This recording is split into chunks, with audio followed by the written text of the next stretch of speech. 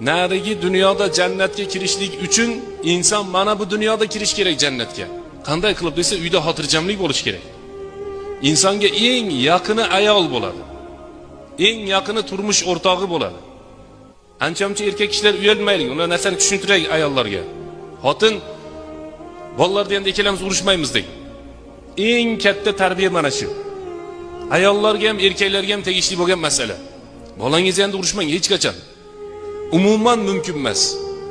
Ayol bilan bolani yanida surishmasin, bolani qalbi qotib ketadi. Agar otani ko'proq yaxshi ko'rsa, onani yomon ko'rib qoladi. Asli teskarisi, onani ko'proq yaxshi ko'rgani uchun keyin otani yomon ko'rib qoldi. Nimaga?